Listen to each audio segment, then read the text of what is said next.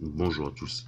Voilà, donc je vais vous parler de cette nouvelle chaîne marocaine, enfin disons espagnole, Télé Maroc, qui est diffusée, qui est produite au Maroc, qui est diffusée au Maroc. Euh, voilà, et il commence très très bien. Euh, on a entendu ça, nous étions contents et heureux de dire tiens, voilà, il y a quelque chose de nouveau, voilà, ça modernise un tout petit peu l'information et peut-être ça va donner un souffle nouveau à ce qu'on sait jusque-là et ce qu'on connaît jusque-là. Et malheureusement, on se rend compte rapidement que à travers cette émission d'Al Bachora présentée par cette animatrice qui a été choisie sans doute euh, pour plus pour son manque d'éducation, son insolence, euh, euh, que par ses compétences journalistiques. Euh, Moi, j'ai pas envie de m'attarder sur cette fille-là parce que bon, on peut plus la juger d'ailleurs. Hein. Il a montré ce qu'il était. Je sais pas ce qu'il va devenir cette fille. En tout cas, j'estime aussi que voilà, c'est une fashion victime d'ailleurs parce que il a cru, puis il a été jusqu'au bout. Il a montré un peu le fond de son être qui est sombre et un peu sadomasochiste. Bref, ça à la limite, ça se soigne. Alors, le plus dangereux, c'est la chaîne elle-même, hein, ou son producteur, Monsieur Rachid Neni, dont tout le monde connaît, voilà, la personne, le grand journaliste, avec son passé, avec son courage, avec tout ce qu'on peut rajouter comme qualificatif. Mais ceci étant dit, aujourd'hui, c'est plus un businessman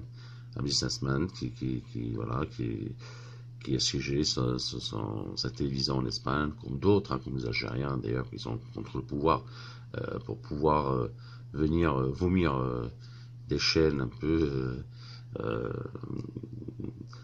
qui frôlent le voyeurisme. Et ils n'ont aucune valeur, aucune éthique chez nous, rentrer chez nous, dans nos salons, devant nos enfants, pour ce genre d'émission-là. Euh, Vous voyez, si on revient 2 petites secondes à cette Daleba Shora, moi j'estime que les invités n'étaient pas choisis par hasard. C'était un casting exprès, ça vise un peu les artistes au niveau chant, au niveau cinéma, au niveau cinéaste, un homme religieux, euh, la chanteuse de Sahara, la chanteuse de Sousse, euh, Aïcha Chna, Monadela, qui est très connue, qui défend le veuve et l'orphelin, qui est aidé par des instances étrangères et même par le monarque, par Mohamed Sadis Lansro lui-même, qui, euh, qui l'aide et qui approuve son initiative. Qu'on vient la rabaisser, lui parler de son passé, lui parler de son enfance, l'humilier. Tout ça, c'est pas fait par hasard. C'est pas pour uniquement par le buzz. C'est pour nous habituer à ce qui va être pire que ça.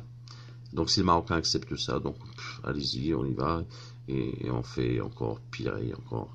Euh, c'est dangereux, c'est dangereux parce que ce genre de chaîne peut induire beaucoup de gens en erreur, peut créer des mouvements anti-pouvoir parce qu'on connaît hein, le Nini, l'ennemi numéro un du monarque, malgré qu'il n'ose pas le dire, mais bon, il a fait des choses lui ont coûté certains temps en prison, c'est pas pour rien.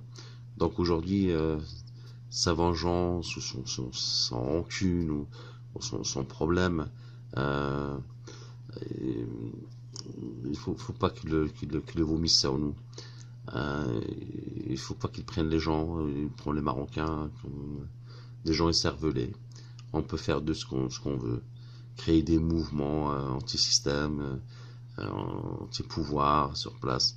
Non, il faut qu'ils sachent que les Marocains sont devois leur roi monarchie. Donc voilà. Mais finalement, j'ai envie de dire, ça mal pour un bien, hein, qu'il commence par une chaîne telle que celle-là. Ça montre un tout petit peu cette haine qui est en lui, et puis quoi, qu'est-ce qu'il est capable de faire, cette personne-là. Donc bon, on peut dire oui, voilà, ils sont cachés dans les législations espagnoles, d'accord, mais la chaîne elle est produite au Maroc et c'est pour les Marocains. Donc il y a des limites à ne pas dépasser. Il y a des limites à ne pas dépasser. Même si j'étais des Espagnols ou des Allemands ou je sais trop quoi, c'est pas une raison de venir cracher sur nos valeurs, sur notre dignité, nos traditions chez nous, euh, euh, sous prétexte pour une chaîne privée. Bon. Donc là, il a son mot à dire. Il a son mot à dire. Mais faut-il que les gens réagissent? Faut-il que les gens réagissent? Parce que là, ça permet aux autorités de se baser sur ça, sur ce que vous dites. Et donc, c'est pas la loi qui va changer ça. Non, non, c'est le mouvement qui va changer ça. C'est le mouvement. Parce que quand on se considère insulté, humilié dans nos valeurs, dans nos traditions, rentrer dans nos vies privées, et puis humilier les gens comme ça, de cette manière-là, non, non, non, c'est inacceptable. Donc moi je trouve que cette personne-là, Rachid Nenni, dont on sait beaucoup de choses, mais aujourd'hui on va pas dévoiler tout ça. Il va falloir que ça s'arrête. Il va falloir qu'il révise un tout petit peu sa démarche et puis qu'il aille vomir sa haine ailleurs. Et puis qu'il arrête de prendre les Marocains pour des cons. Et voilà, un dernier petit mot pour cette fillette qui d'ailleurs fait de la peine plutôt qu'autre chose, parce que je ne sais pas ce qu'il va pouvoir faire après ça. Bon, on l'a connu par son impertinence. En fait, c'est l'impertinence, c'était pas un courage, c'était une fille de la halqa, comme on dit, qui fait un peu de bruit autour d'elle, mais c'est pas plus que ça finalement. Hein. Elle a été virée de plusieurs reprises, mais bon, même ça lui plaît.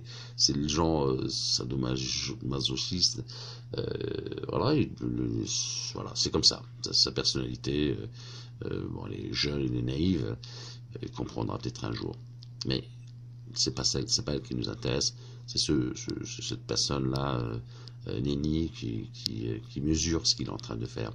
Et croyez-moi, si vous vous habituez à ce genre d'émission, il faut se préparer à pire. Il faut se préparer à pire. Pas dans le sens où il va nous mettre des chaînes un peu classées X, quoi que ce soit, parce que là, on n'est pas obligé de regarder ça, et puis on peut zapper. Mais les mots, hein, il y a des mots, il y a certaines choses. Et puis, nous, les Marocains, on est d'habitude, c'est comme ça, on respecte les gens qui ont fait des études, donc on les croit, on croit sur parole, à ce qu'ils disent, et on n'essaye pas de lire forcément, c'est pas parce qu'on est bête, mais voilà, c'est une forme de respect, encore une fois, on n'essaye pas de lire derrière les lignes. Bon, voilà.